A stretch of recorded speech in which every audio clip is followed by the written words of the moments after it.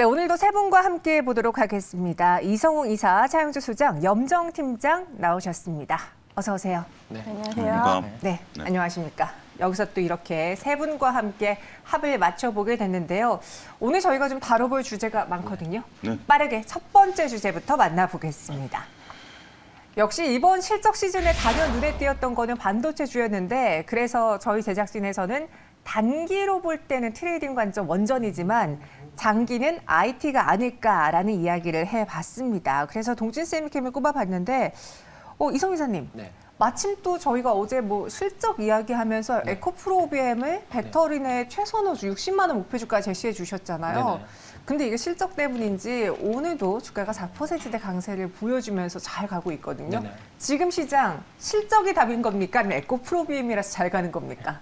실적과 연관해서 네. 상승을 하는 측면도 있겠고요. 그다음에 코스닥 시장에서 최근에 시가총액 상위주 위주로 수급이 유입되다 보니까 그러한 영향도 동반해서 있는 것으로 보입니다.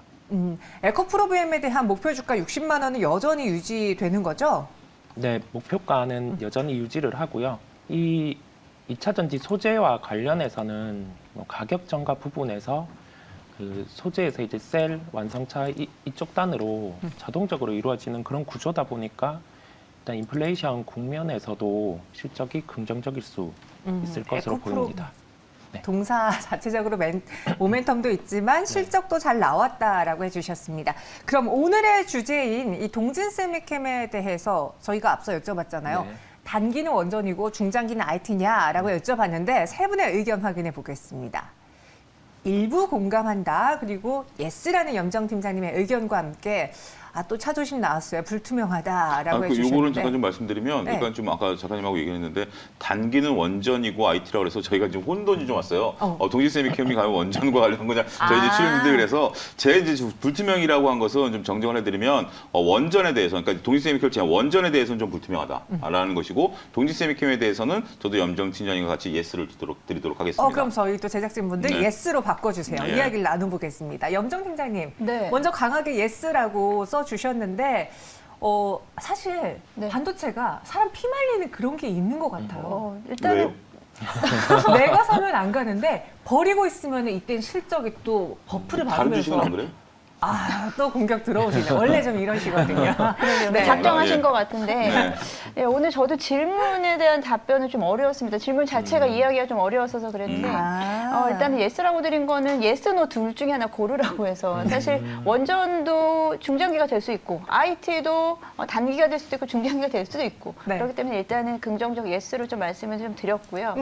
일단은 저도 반도체 섹터에 대해서는 일단은 지금 단기적으로는 지금 좀 사실 대형주 위주로는 좀 어려운 국면이지만 실제적으로 4월 달에 대한 수익률을 보게 되면 반도체 소부장 업체들 같은 경우 일부 종목들 상승률 주가 상승률이 약 10에서 20% 정도 가져갔습니다. 우리 아쉽게도 우리 아나 앵커님께서 사신 종목들은 좀 빠졌다고 하긴 하는데 네. 대부분 많은 종목들이 그래도 흐름이 자체가 좀 좋기는 하고요. 그리고 이번에 나온 동진세미캠과의 약간 또 이슈로 엮어서 이야기를 하면은 국가적인 정책적인 지원이 있다라는 부분으로 인해서 단기적으로는 장기적으로는 IT냐라고 이야기를 할 수 있는데 네. 그와는 별개로 저는 원전, IT 모두 다 중장기 섹터로는 괜찮다라고 보고 있습니다. 오히려 지금 예스라고 한 것에 대해서는 이제 반도체 이야기, 예스 그래 좋아 보인다라고 했는데 생각해보면은 원전도 중장기로 볼 수 있고 반도체도 중장기로 볼 수 있다 이야기하셨어요. 언급을 해주신 게 네. 대형주들보다는 중소형단에서 최근에 주가 흐름이 좋았다라고 했잖아요. 네.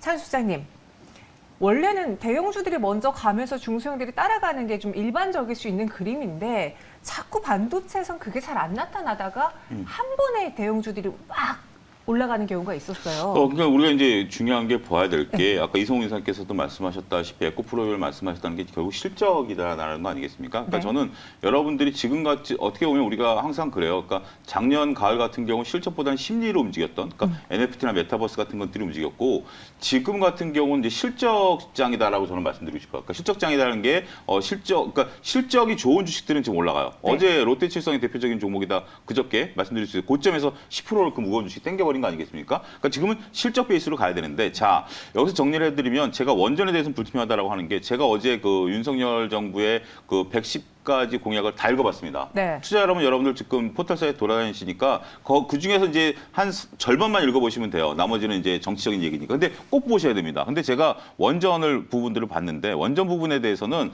굉장히 윤석열 정부가 지금 처음부터는 문재인 정부에 대한 어떤 강한 반대 의견을 했습니다만 실질적으로 내용을 보면 많이 후퇴했어요. 그러니까 지금 이제 당장 3, 4억에 대해서 가동하겠다라는 거 있어요. 근데 그게 시간이 걸리니까 먼저 발주를 내리겠대요. 무슨 얘기죠? 아직 설계도도 완성이 안 된 상태에서 발주를 먼저 좀 조급증이 있고요. 나머지 같은 경우는 2030년까지 10기에 대해서 수출을 하도록 독려하겠다. 물론 이제 그런 목표치를 잡는 건 좋습니다만 굉장히 후퇴한 공약을 내세웠다라는 점을 여러분들이 보셔야 된다는 거고 반도체에 대해서는 저 소부장을 좋게 보는 게 반도체 투자에 대해서는 세제 혜택을 주겠다.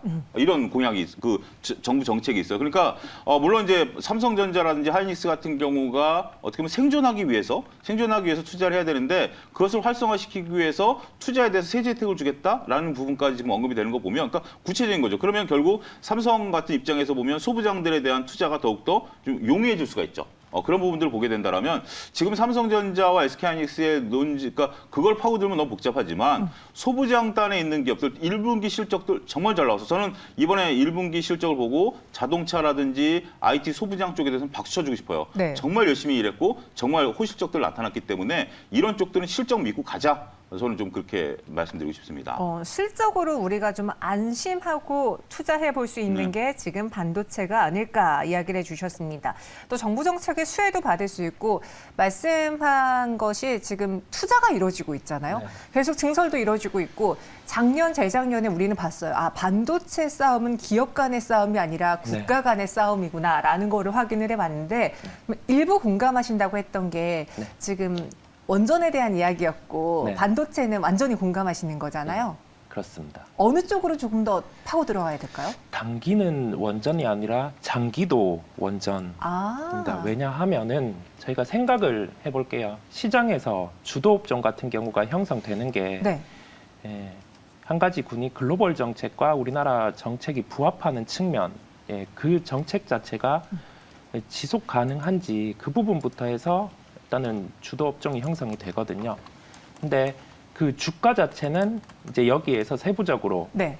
첫 번째는 실적, 두 번째는 모멘텀으로 해서 주가를 연결해 볼 수 있겠는데 원전에 대한 수주 자체는 대형 원전 기준 10년이 걸려요. 그렇다 보니까 실적은 멀었잖아요. 다만 모멘텀 자체가 우리나라 같은 경우가 글로벌로 일단은 가깝게는 폴란드 수주를 확보할 가능성이 있고 네. 어제 저희가 기사를 통해서 본 것처럼 영국이 우리나라 차세대 원전에 대해서 수주를 고려하고 있는 점까지 부합을 해봤을 때 그 우리나라 측면의 정책도 있지만 가까운 모멘텀으로 해외에 다시금 원전을 수출할 수 있는 부분이 있거든요. 그렇다 보니 그 원전의 업종에 대해서 생각을 해야 되겠고 이게 단기라고 하기에는 네. 지금 뭐 실적 그리고 실적이 반영된 주가 이거를 생각을 해봤을 때 비싸지가 않거든요. 그렇다 보니 단기보다는 중장기적으로 원전도 함께 봐야 된다는 결론이겠습니다. 네. 원전도 중장기로 그리고 반도체도 중장기로 봐야 된다. 이에 대해서 지금 세 분 다 동의하시는 것 같고 또 반대로 반도체도 충분히 단기적으로도 수익을 낼 수 있다라고 염정 팀장님 이야기해 주셨는데 그럼 오늘 저희가 주제로 꼽은 동진세미캠 얘네 얼마나 잘하고 있는지 또 목표 주가는 어디까지 바라보고 있는지 세 분께 여쭤봤고요. 48,000원, 박스권 돌파 45,000원 이렇게 세 가지 가격이 나왔습니다.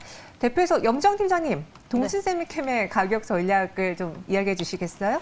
사실 지금 타이밍에서 매번 이렇게 목표 주가를 좀 질문을 하시는데 짓궂죠? 죄송합니다. 예, 하시는데 일단 대부분 비슷한 관점에서 보시는 것 같아요. 일단은 전고점에 대한 부분을 확인을 해야 되는 부분이고요. 사실 전고점 대비해서는 지금 좀 많이 빠져 있는 상태이긴 하지만 그러면 추가적으로 얼마나 더 상승할 수 있느냐에 대한 부분은 또 시장의 흐름을 또 같이 가져가야 되는 부분인데 일단은 대부분의 종목들이 전고점을 돌파하기는 좀 쉽지 않은 이제 좀 흐름이다라고 봤을 때 전고점과 지금 주가 수준에 저는 중간 정도 수준에서 어느 정도 좀 잡았습니다.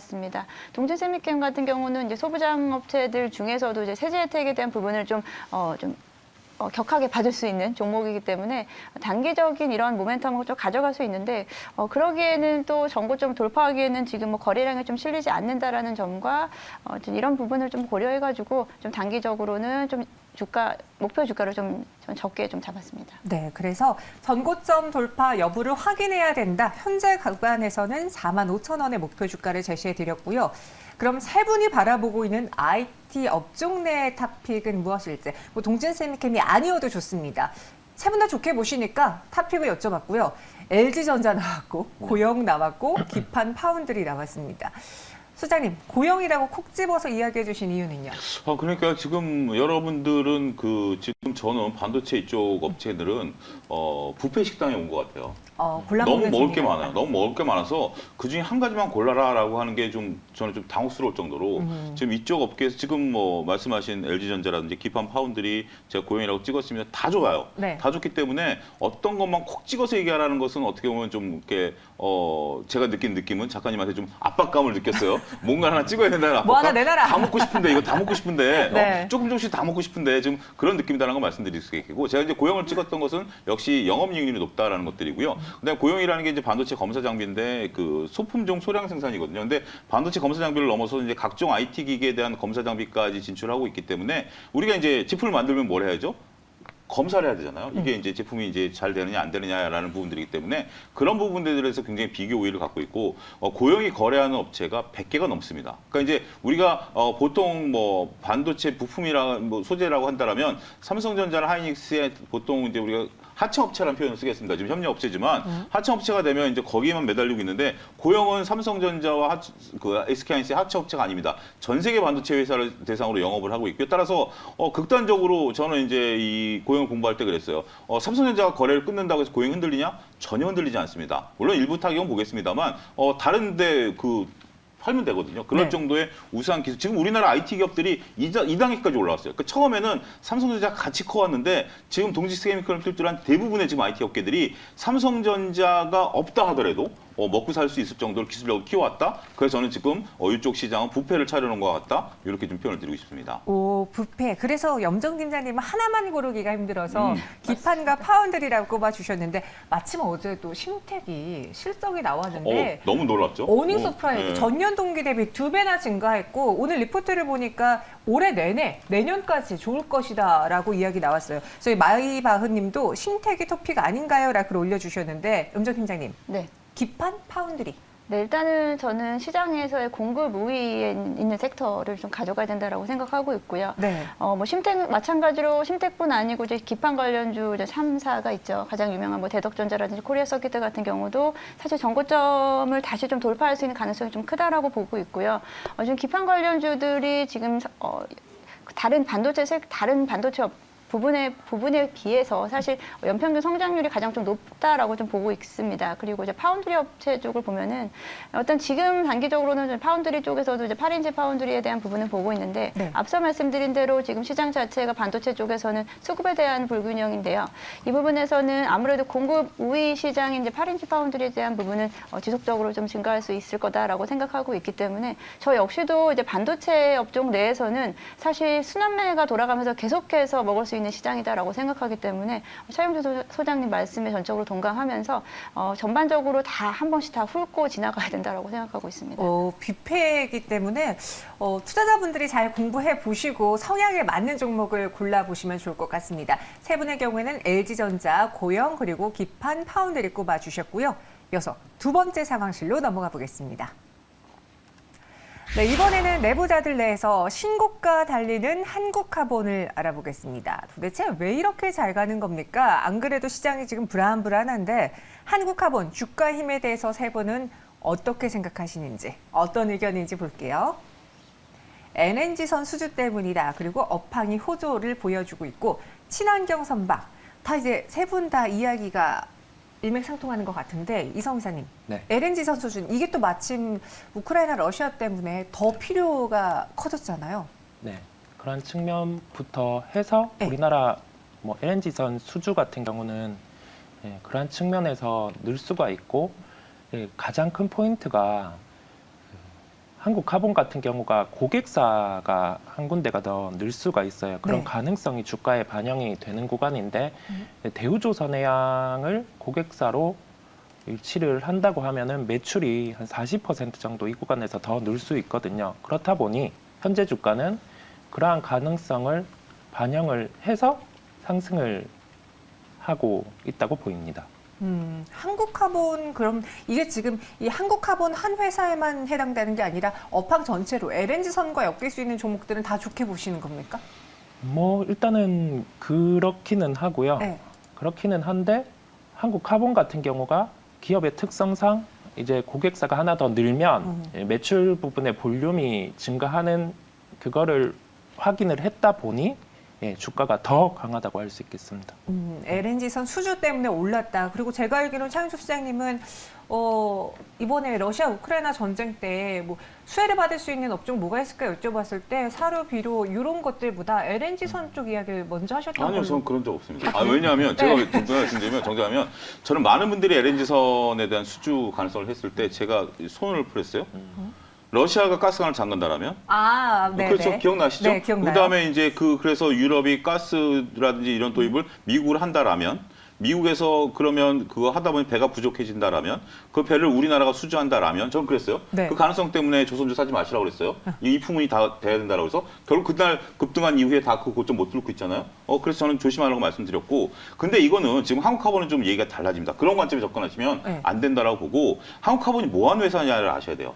우리가 이 LNG라는 게 가스잖아요. 네. 가스는 부피가 큽니다. 이거를 가스 상태로 우리가 배를 운반하려고 하면 이 규모가 안 돼요. 그래서 이거를 영하 한 150도 정도로 딱 되면 네. 이게 물로 변합니다.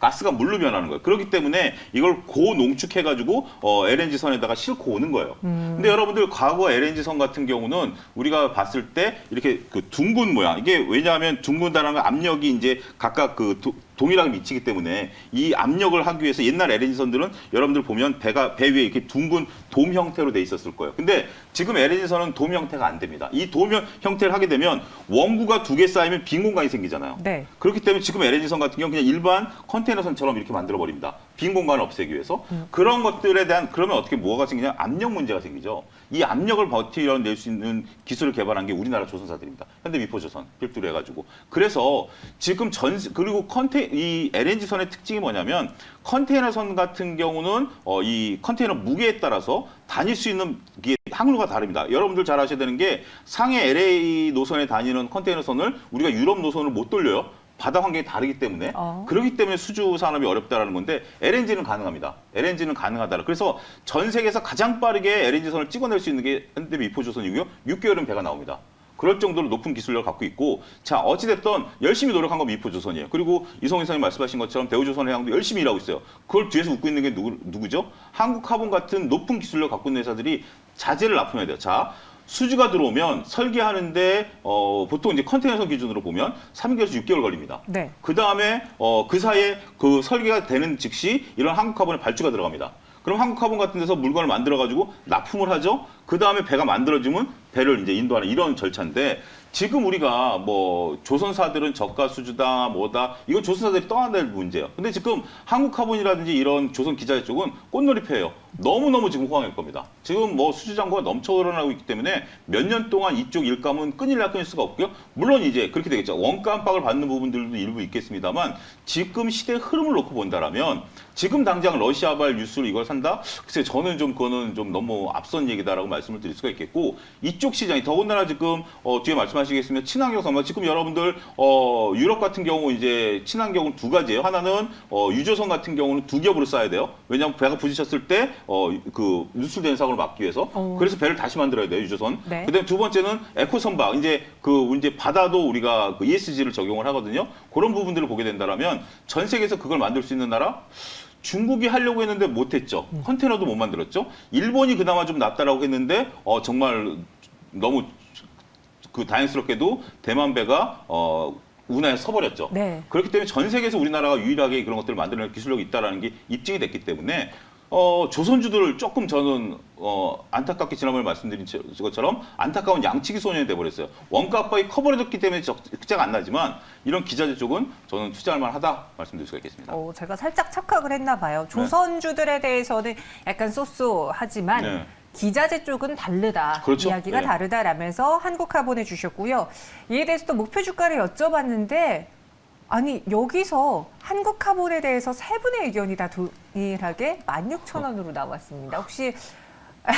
혹시 이야기를 좀 하셨나요, 세 분이서? 우리 얘기할 때 우리 톡방에 안 들어오셨죠? 저 초대가 안 돼 있던데. 그럼 왕따셨네요. 예, 저희는 얘기해가지고 아. 만점 맞췄어요. 예. 16,000원으로 합의가 된 이유가 무엇인지 또 한국화본에 대한 염정 팀장님의 의견을 여쭤보고 싶어요. 제가 봤을 땐 차윤 조사님이 일부러 저 안 부른 것 같거든요. 네, 절대 맞추지 않았습니다.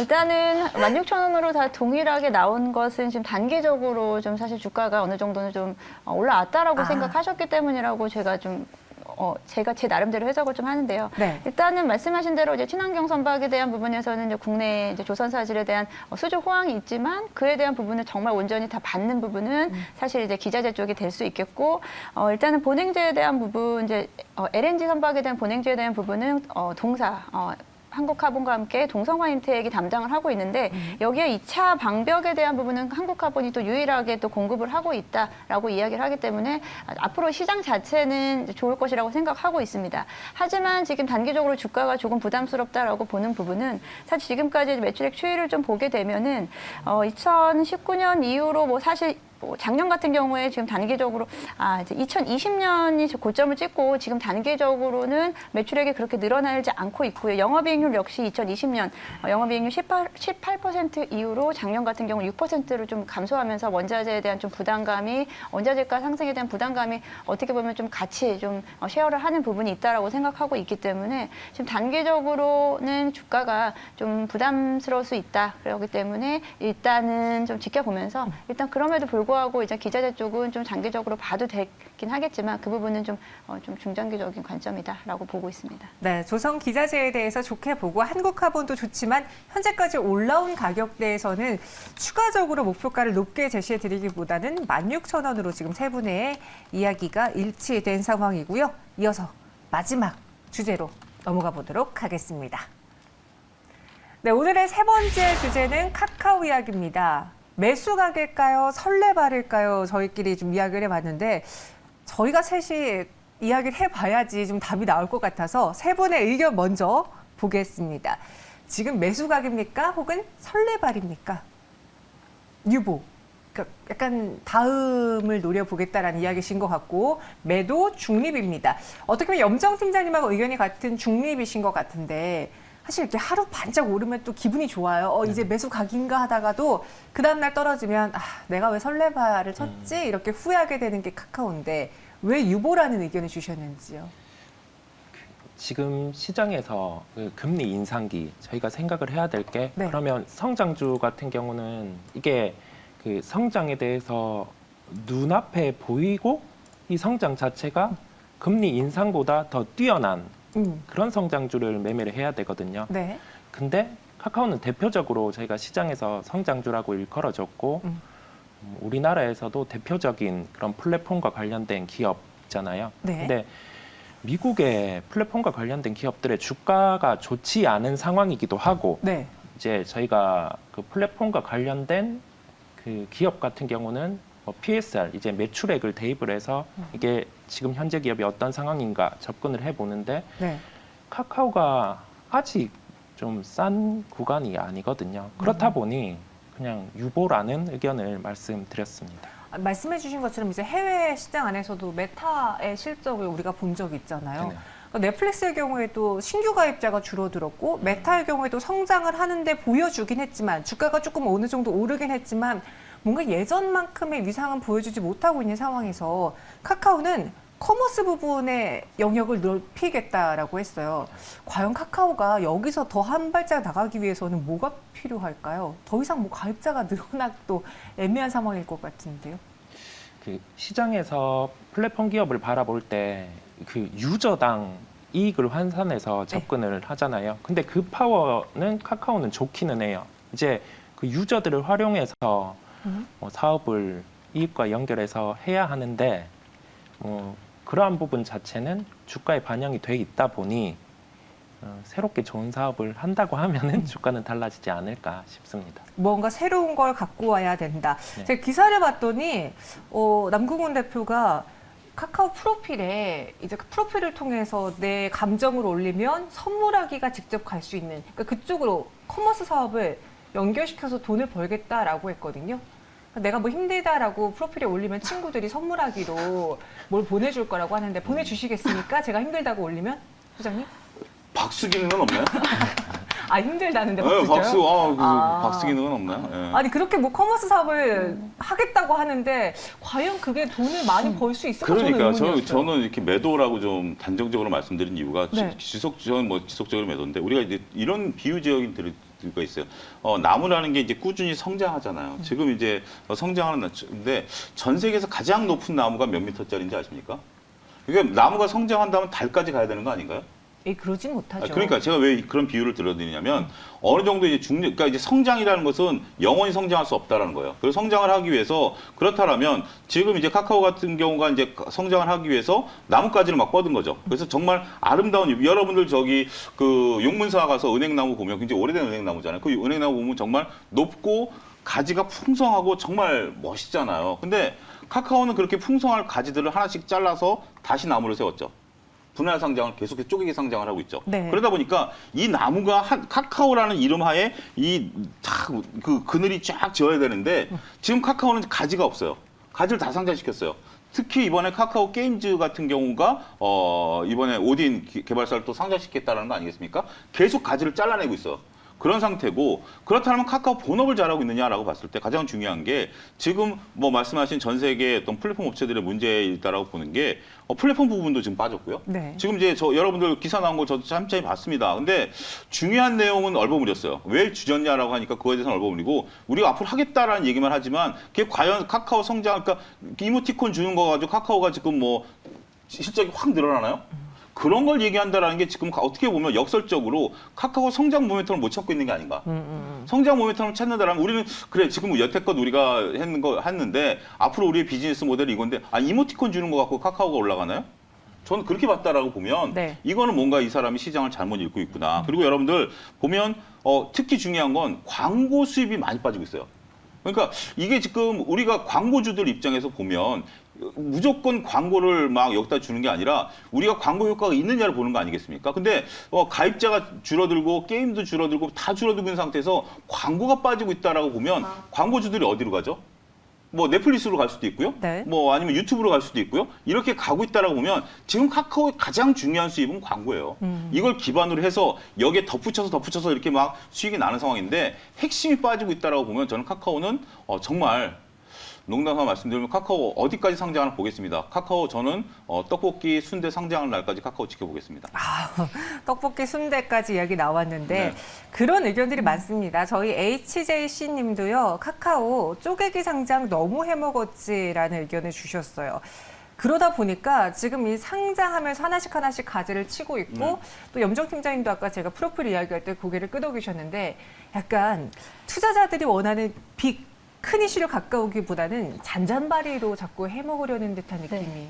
일단은 제한된 영역 속에서의 성장을 원하고 그러니까 그렇게밖에 할 수 없다라는 부분이 지금 뭐 카카오든 네이버든 사실 주가가 좀 누르고 있는 상황인 거라고 생각하는데요. 네. 뭐 카카오가 뭐 커머스 부분을 확대하겠다, 뭐 이모티콘을 활용한 사업, 그리고 뭐 이번에는 명품에 대한 부분을 좀 또 유입을 해서 네이버와 커머스에서 명품 선물에 대한 부분을 또 확대시키겠다. 결국은 그 말은 내수에서 나눠 먹기를 한다. 파이를 늘리려고 하지 않고 그 한정된 파이 내에서 네이버든 다른 업체들과 국내 업체들과 좀 경쟁을 하겠다라는 부분은 좀 많이 좀 어떻게 보면은 소비자들이 또는 투자자들이 원하는 좀 라인은 좀 아니다라고 생각하고 있고요.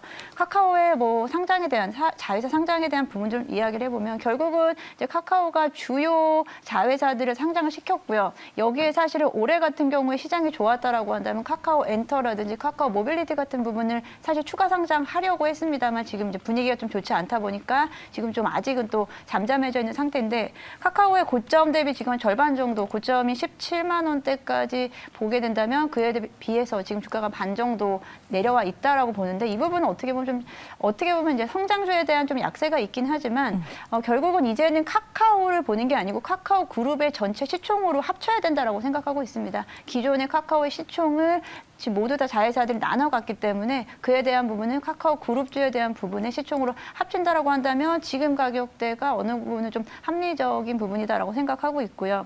지금 쉽지 않게 반등이 쉽지 않은 부분이 있는데 이 부분은 앞서 말씀하신 대로 금리 인상에 대한 부분이 가장 큰 부분이고 금리 인상 결국은 인플레이션이라든지 금리 인상으로 인한 기업들이 자금 조달에 대한 부분이 기존의 성장 속도보다 더 빠르게 성장 속도가 더 빠르게 가지 못한다라고 한다면 굳이 추가적인 투자가 이루어지긴 좀 쉽지 않은 상황이다라고 보기 때문에 지금 성장주에 대한 부분은 지금 관망으로 좀 지켜보셔야 되겠고 카카오 같은 경우는 또 내부적으로 이런 자회사 상장에 대한 부분이 계속해서 대기해 있기 때문에 지금은 일단은 무리하게 지금 투자자들이 보기엔 지금 가격이 싸졌다라고 인식하실 수 있겠지만 네. 사실 9만 원 선인데요. 이 9만 원 선이면 우리가 액면 분할하기 전이면 45만 원대. 그렇게 생각하셔야 지금 눈에 보이는 숫자 8만 9천 원에 대한 숫자로 지금 확인을 하시면 좀 안 되신다라고 생각하고 있습니다. 카카오 왠지 싸 보이는데 하지만 절대 저렴한 게 아니다. 낮은 가격이 아니다 의견 주셨어요. 그래서 단기적으로 저점으로 보일 수 있으나 단기 저점일 뿐 지금 전체적으로 저점은 아니다라는 의견이신데 그러면 세 분은 지금 카카오의 주가에 대해서 어떤 평가를 하고 있는지 한번 볼게요. 언제 주가가 갈 수 있을까? 염종 팀장님은 단기 저점이다. 단기라는 거에 중요성을 주셨고요. 관망 그리고 이성 이사님은 미국 성장주가 반등해야 된다.